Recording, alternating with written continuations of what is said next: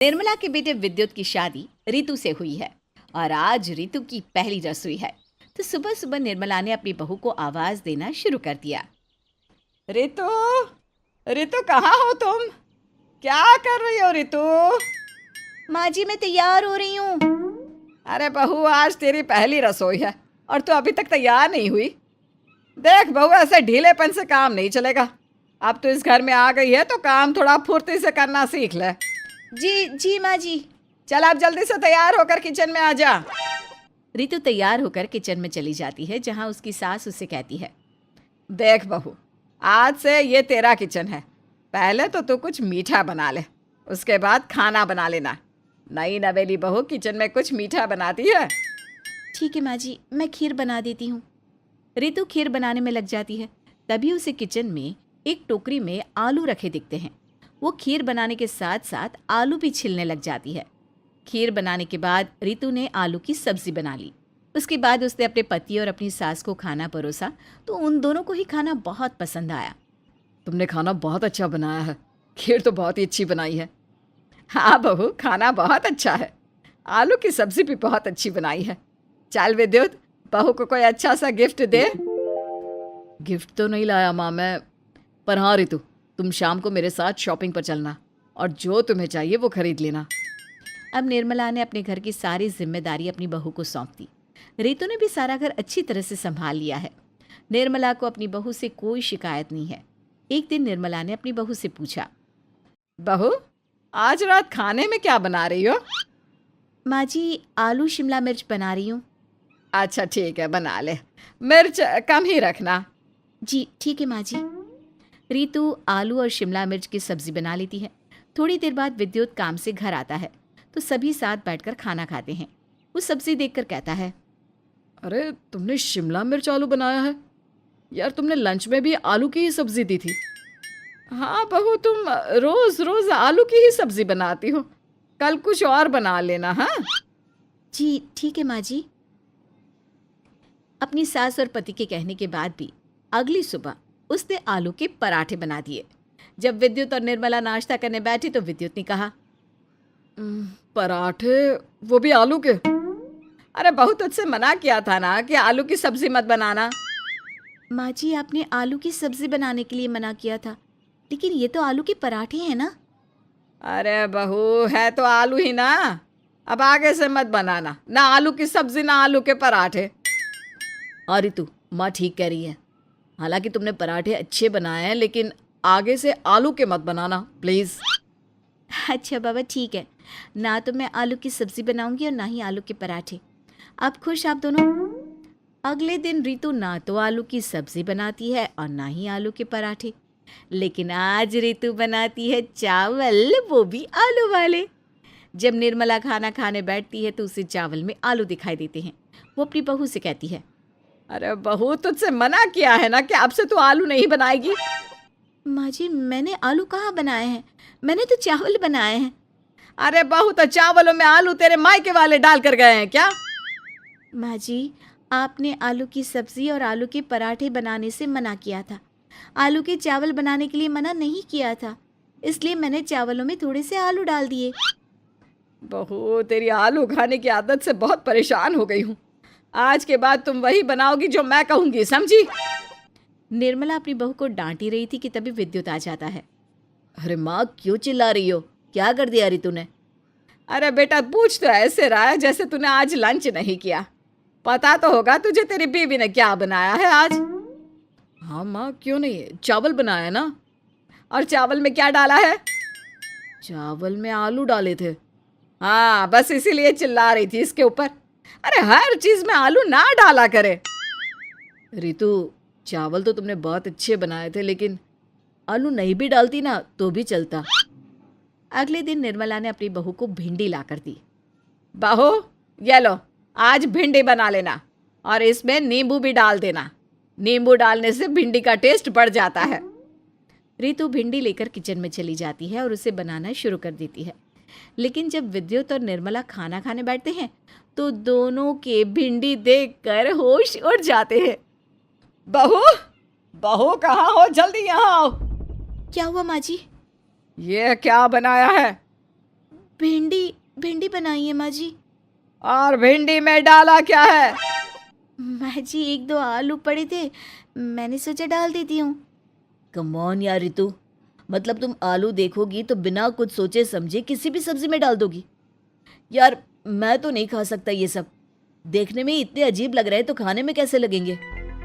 बहू तेरे मायके में बनता होगा ऐसा खाना, लेकिन हमारे यहाँ नहीं बनता ऐसा खाना।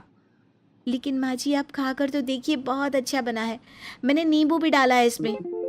सारी सब्जी की ऐसी की तैसी पीटने के बाद तूने इसमें नींबू डाला है?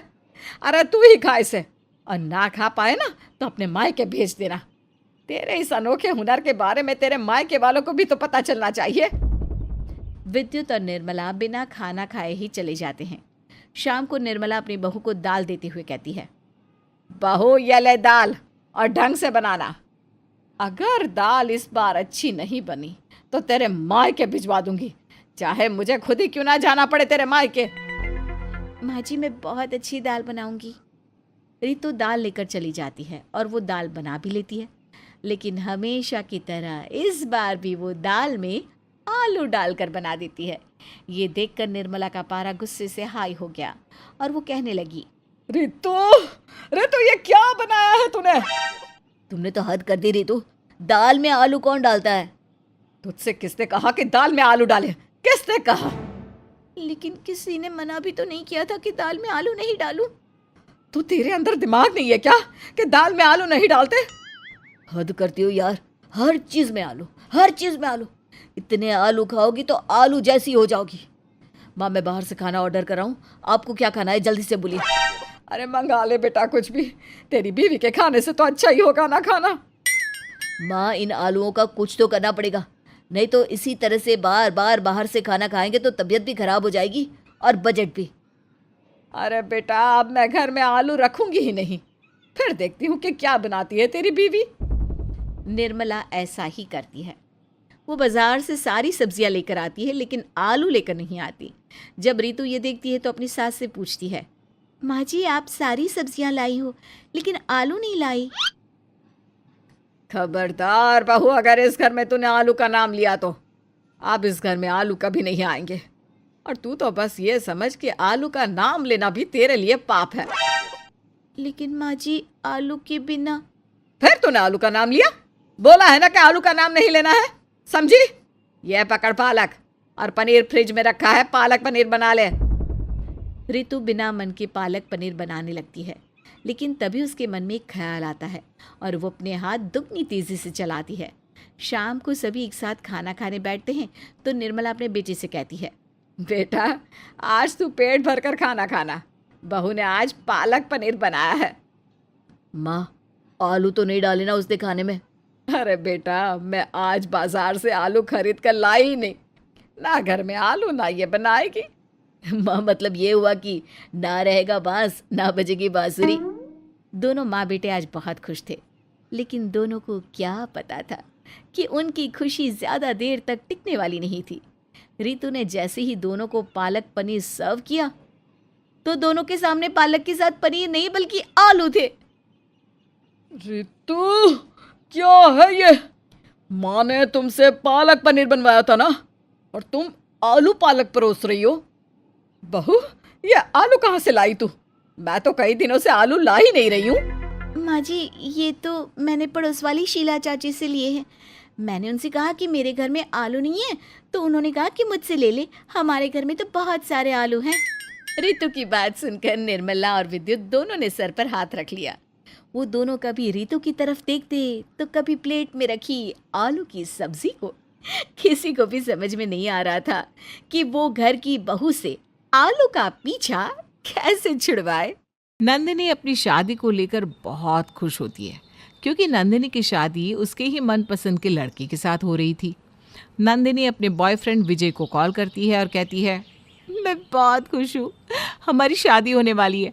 बस अब कुछ और दिन और फिर हम बॉयफ्रेंड गर्लफ्रेंड से हस्बैंड वाइफ कहलाएंगे। मैं बहुत बहुत बहुत खुश हूँ।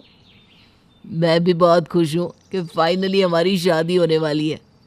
हमने अपनी शादी को लेकर कितना कुछ सोचा था ना, और अब देखो आखिरकार वो दिन आ ही गया। और बताओ खाना खा लिया क्या तुमने? हाँ, मैंने तो कब का खा लिया। और आज घर में ना सब्जी भी बहुत अच्छी बनी थी, इसलिए अच्छी होने के चक्कर में 4 रोटी और ज़्यादा खा ली मैंने। अब तो मेरा पेट फुल हो चुका है। अच्छा, कौन सी सब्ज़ी बनी थी जो तुम्हें इतनी ज़्यादा पसंद आ गई? भाई मेरी मनपसंद की सब्ज़ी आलू टमाटर की। हाय हाय, खा के मज़ा ही आ गया। विजय, तुम्हारे घर में हमेशा क्या आलू ही बनता है? जब देखो आलू की सब्ज़ी। पहले भी जब हम साथ में ऑफिस में थे तब भी तुम आए दिन आलू लाते रहते थे। अरे कभी कुछ और बनता भी है या नहीं? अरे यार नंदिनी, तुम्हें पता तो है हमारे घर में सब लोग आलू खाना ज़्यादा पसंद करते हैं, इसलिए हम तो भाई सब आलू पर ही जिंदा है। अच्छा चलो, मैं बाद में बात करता हूँ, माँ आ गई है शायद। विजय इतना बोलकर कॉल काट देता है। कुछ दिनों बाद नंदिनी और विजय की बहुत धूमधाम से शादी हो जाती है।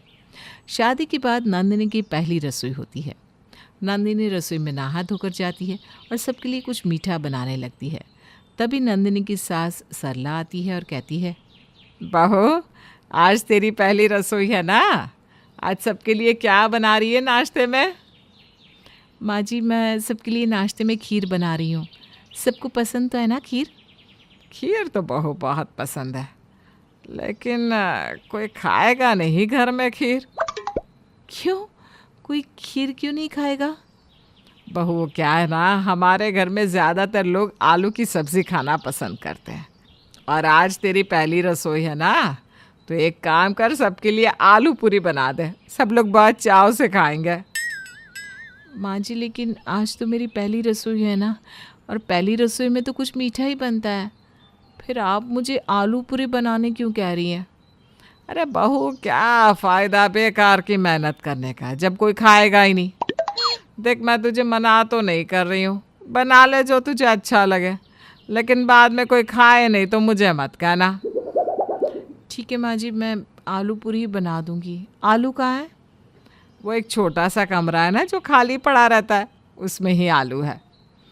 अपनी सास की बात मानकर नंदिनी उस कमरे में जाती है तो देखती है कि वहाँ पर तो सिर्फ आलू ही आलू थे। ये देखकर वो खुद से कहती है, ये क्या है?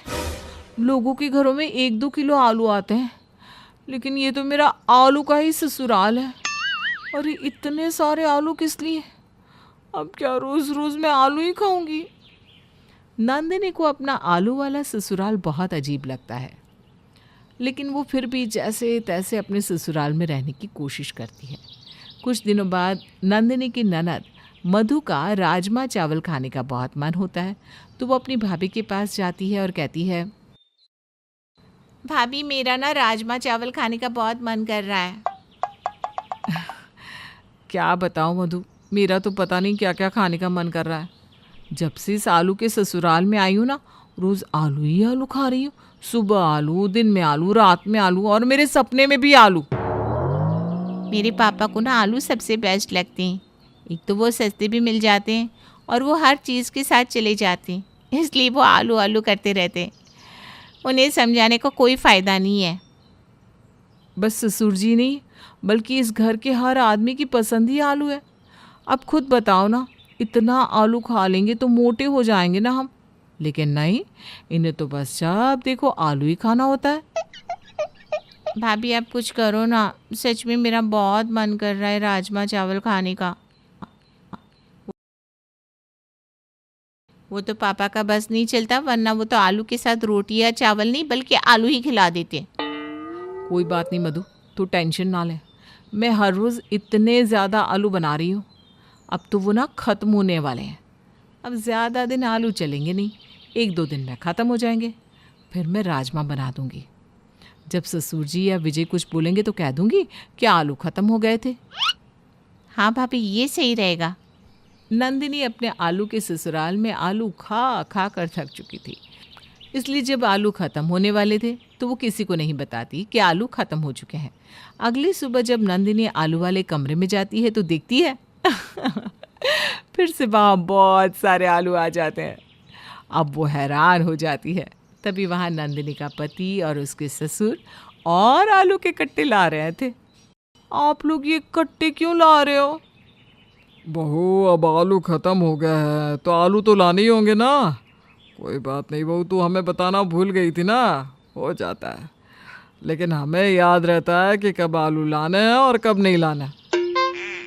कोई बात नहीं, तो वो तो आप शाम तक भी ला सकते थे, लेकिन ये तो आप अभी ले आए इतनी सुबह सुबह। इतने सारे आलू लाने की क्या ज़रूरत थी? अरे नंदिनी, अगर शाम को लाते तो हम सब सुबह क्या खाते? और सुबह के लिए तुम आलू की भुजिया बना लेना, जल्दी से बन जाएगी। रोज़ रोज़ आलू खाकर अब नंदिनी काफ़ी ज़्यादा परेशान हो चुकी थी, इसलिए अब वो थक जाती है अपने आलू वाले ससुराल से।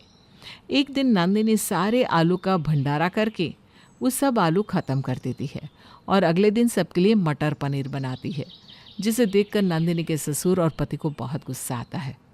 बहू ये क्या है? हम इतने सारे आलू लाए थे, तुमने आलू क्यों नहीं बनाया? और ये मटर पनीर किससे पूछ कर बनाया बहू तुमने? वो क्या है ना, कल मैंने सारे आलू का भंडारा कर दिया था, तो अब एक भी आलू नहीं बचा, अब इसलिए मैंने आज मटर पनीर बना दिया। आलू का भंडारा? लेकिन तुमने ये किससे पूछ के किया? अब पूछना किसे? पुण्य के काम के लिए पूछने की ज़रूरत थोड़ी ना पड़ती है। मुझे तो लगा कि आप ये सब जानकर खुश होंगे। और पापा जी, एक बात आप दोनों के लिए भी है। अब अगर मेरे ससुराल को आप दोनों ने फिर आलू का ससुराल बनाने की कोशिश की ना, तो मैं फिर से वही करूँगी, सारे आलू का भंडारा करवा दूँगी। बहू ये क्या बदतमीजी है? सारे आलू का भंडारा? अरे अपने ससुराल को कोई कंगाल करने की सोचता है क्या? ससुराल को तो नहीं सोचता कोई, लेकिन आलू वाले ससुराल को ज़रूर सोचता है।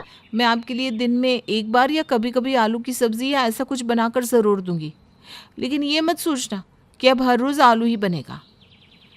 हम इस घर के मर्द हैं नंदिनी, तुम्हें हमारी बात माननी होगी। और हम इस घर की औरतें हैं। आपका घर में राज ज़रूर चल सकता है, लेकिन हमारी रसोई पर नहीं, इसलिए रसोई का काम हम पर ही छोड़ दें। नंदिनी के धमकाने के बाद अब उसके ससुर और पति की तो बोलती बंद हो जाती है और वो भी कुछ नहीं बोलते।